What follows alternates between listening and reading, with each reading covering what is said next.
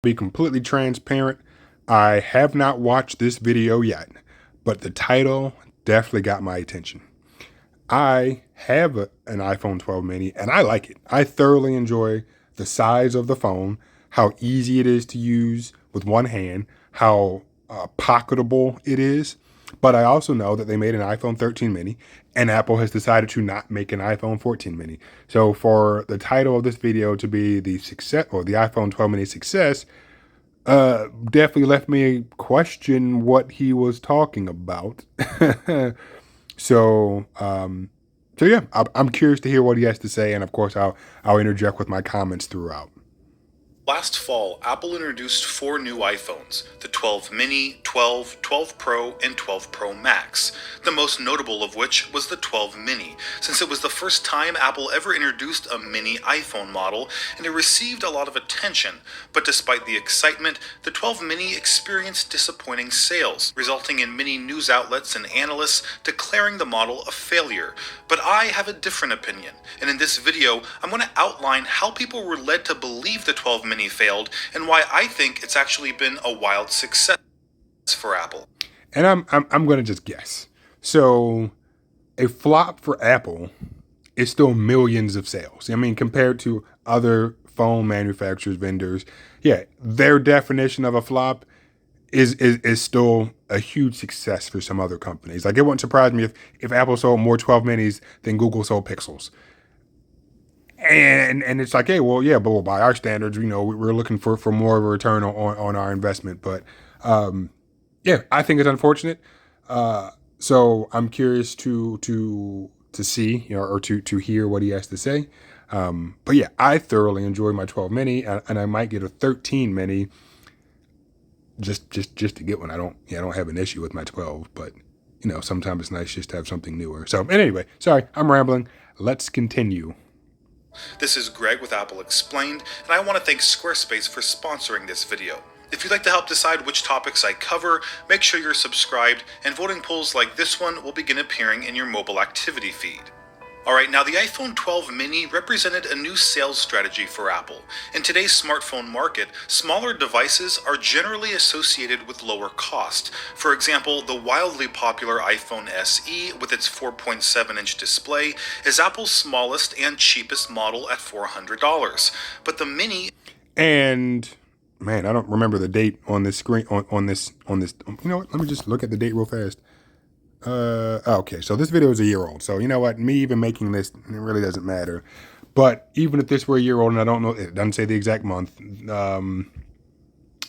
Yeah, the iPhone SE, the third generation, definitely got a lot of flack for not changing.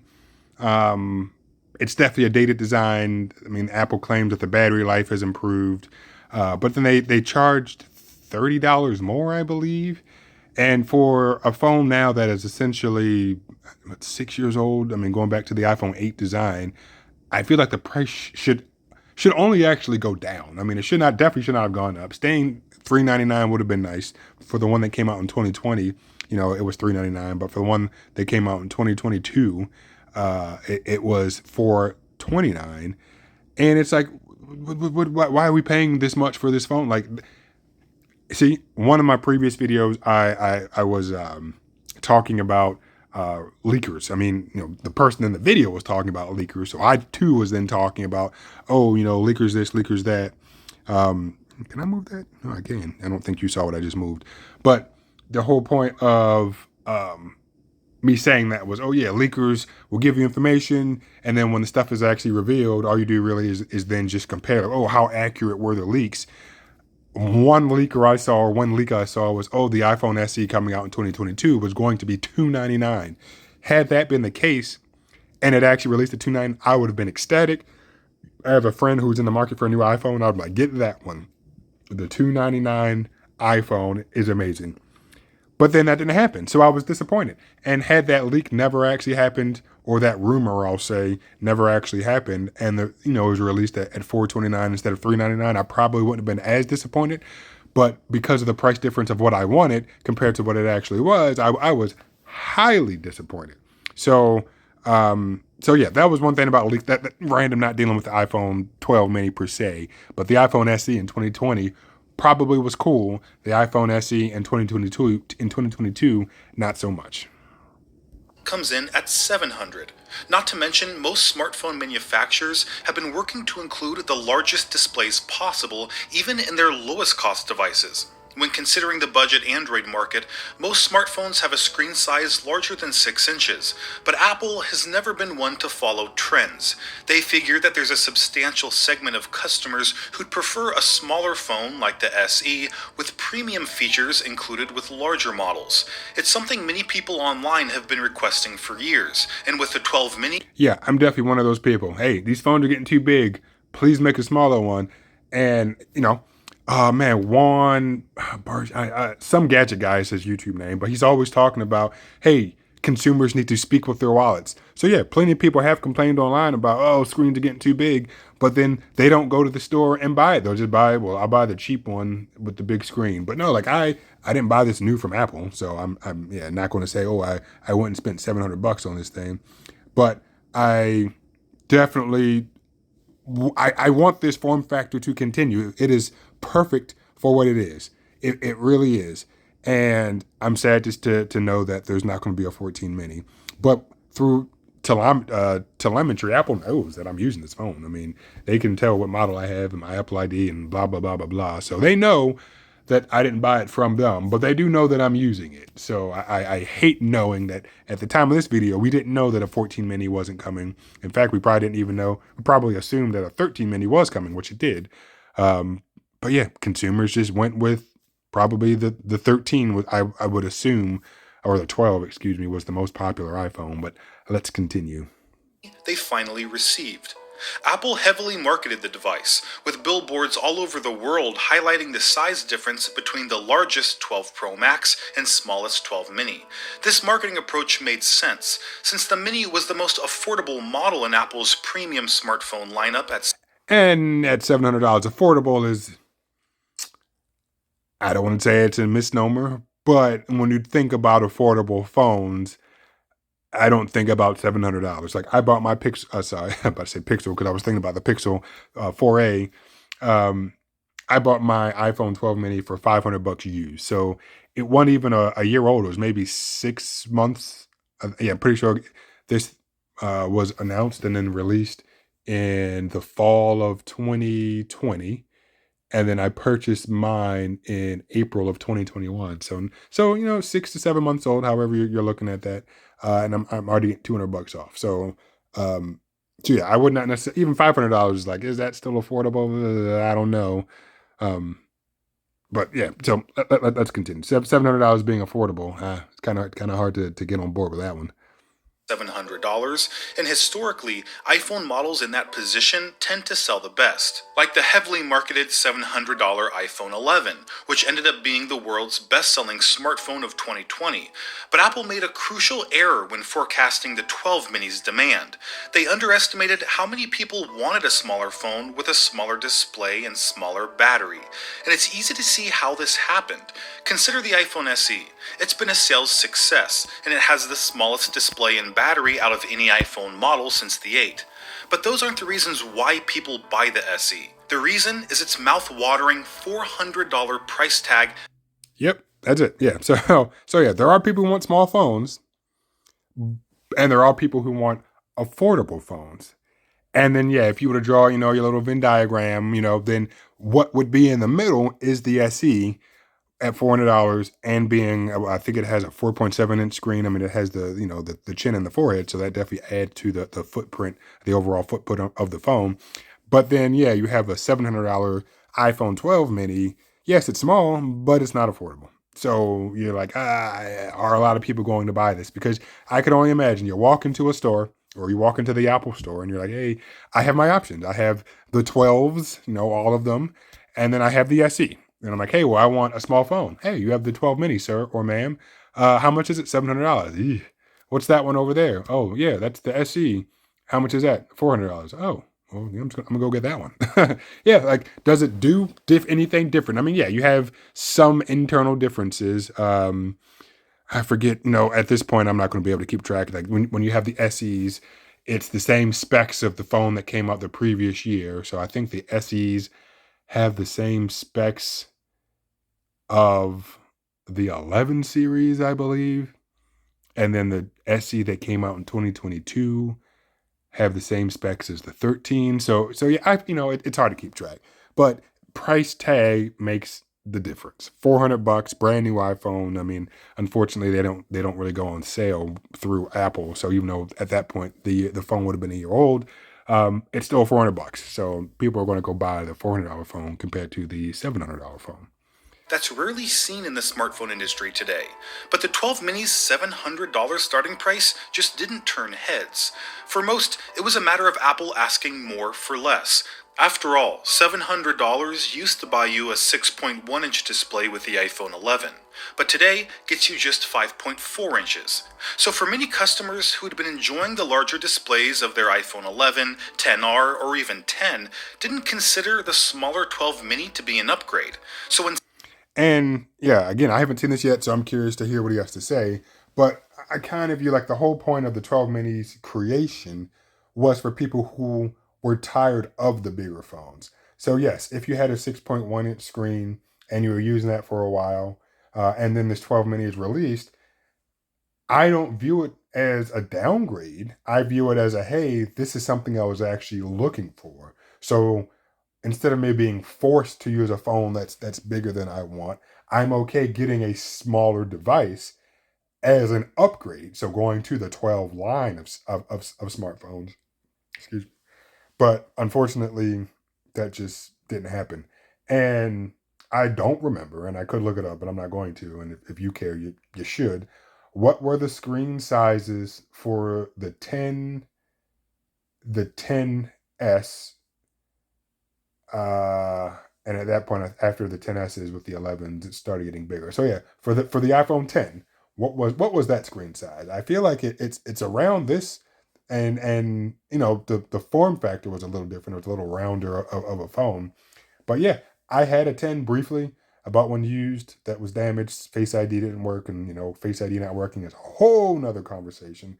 But I remember when I put that in my hand and I was using that for the little while that I said, "This is it. This is the perfect feel in my hand right now." By 2020 standards or 2019, whatever year it was that I got it, um, yeah, like that is it. But for a lot of people, once they start moving past that, and now they are using bigger screens, coming down to a smaller screen is an adjustment.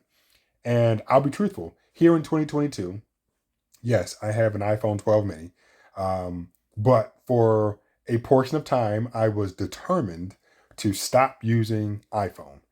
I was sick of it.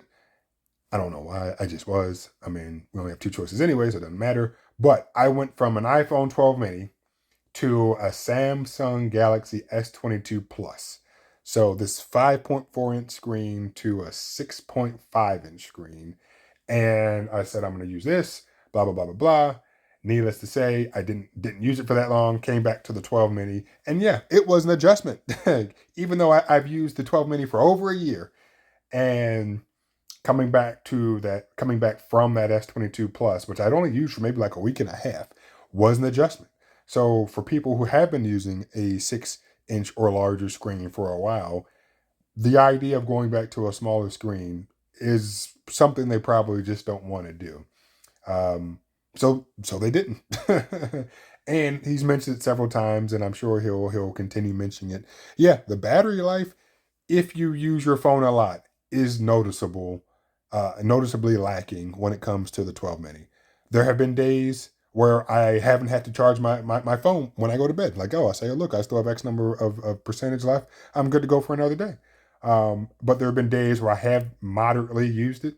And it's like, yeah, by the time I get home or while I'm out driving, I put the phone on the charger. And I would say that my heavy days are most people's average days. So, yeah, a smaller phone means smaller battery life. And I would see that reason alone for a lot of people would be a reason as to why you shouldn't buy one of these mini devices. Instead, they looked to other models, and this is where things get even more interesting. Almost as interesting as my website that I built and designed with Squarespace. They have a drag and drop interface that's so simple even I can use it. Plus, Squarespace automatically optimizes your website for mobile devices, so you don't have to waste time creating a desktop and mobile version of your site. They have built-in analytics tools that report page views, traffic sources, time on site, most read content, and more. You can even create an exclusive paid membership area just like on YouTube, and you can create an entire e-commerce store to sell physical or digital products. I actually did that a couple years ago to sell merch, and it was way easier than I imagined. Also, if you Google Apple Explained, my website is one of the first results. That's because Squarespace has the best search engine optimization tools that'll make your website more visible to more people. So go to squarespace.com for a free trial, and when you're ready to launch, go to squarespace.com/AppleExplained to save 10% off your first purchase of a website or domain. Alright, now logically, you'd expect customers who passed up the 12 mini to purchase its larger counterpart, the $800 iPhone 12. That way, they'd only be spending $100 more for a larger display and battery that they'd enjoyed with previous models. But that's not what happened. Instead, customers flocked to the $1,000 12 Pro, which was $200 more than the 12. Both models had the same 6.1-inch display. But the 12 Pro offers a telephoto lens, a LiDAR sensor, double the storage space, and a stainless steel design instead of aluminum. Oh, so I might have been wrong. I know at the beginning or sometime earlier in the video, I just assumed that the regular 12 was the more popular one. Maybe the 12 Pro was the most popular one. So yeah.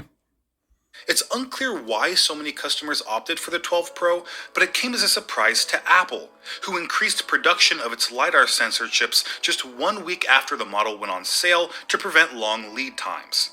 But while the 12 Pro was getting a production boost, the 12 mini was receiving a production cut. Some suppliers were even asked to temporarily stop making components for the 12 mini altogether.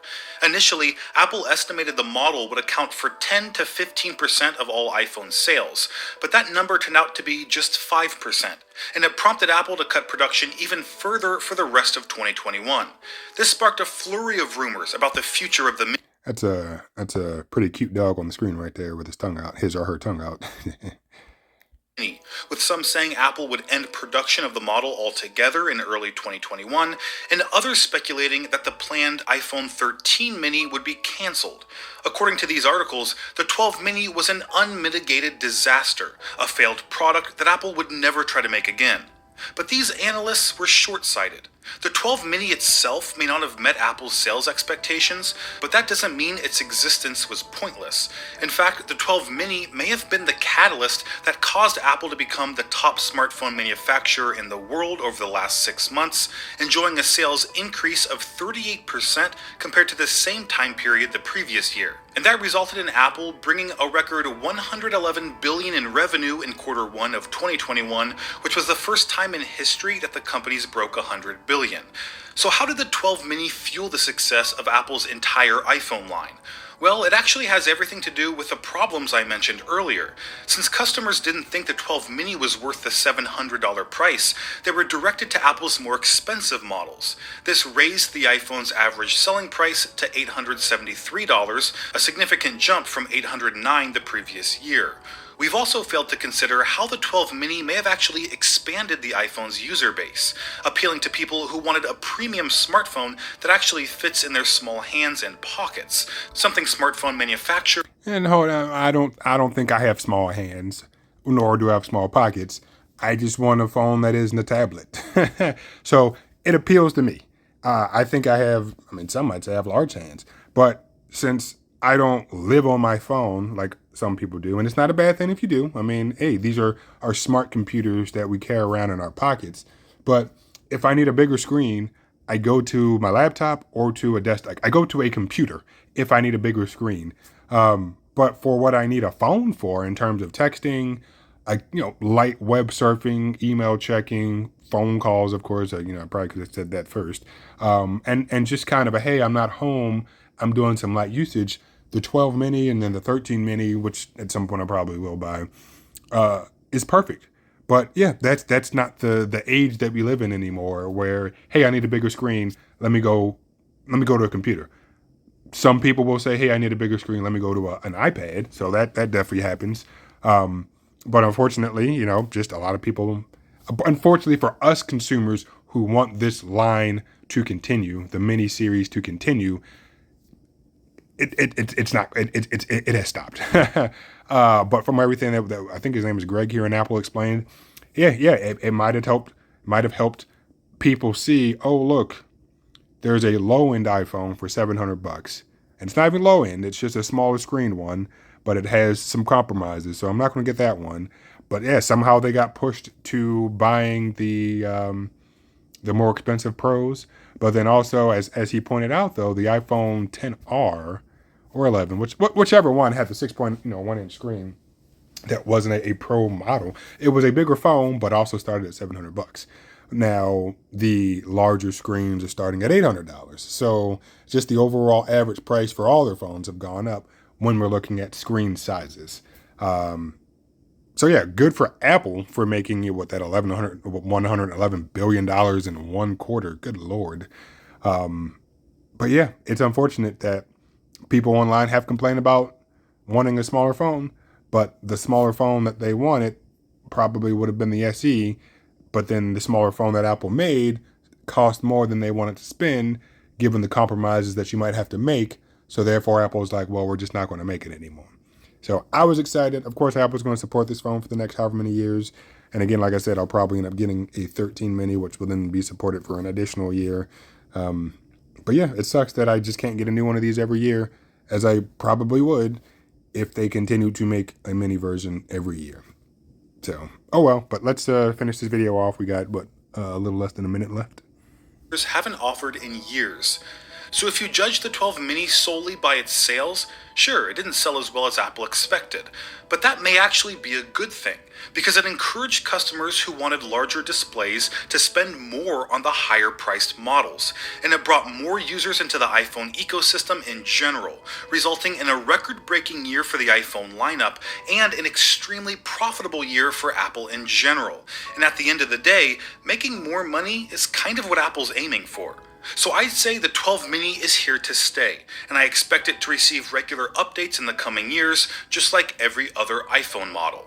Yeah, I mean, that's without doubt. It's the phone itself, the 12 mini is not going anywhere, but there will not be a 14 mini. So just like the 12 mini will stop receiving updates when the 12 and the 12 Pros stop receiving updates. Like they wouldn't do anything to say, oh, we're not going to support that device. I mean, is it possible? Yeah, but I don't see how or why they would do that. So yeah. Alright guys, thanks for watching till the end. Don't forget to subscribe to help decide which topics I cover in the future, and I'll see you in the next video.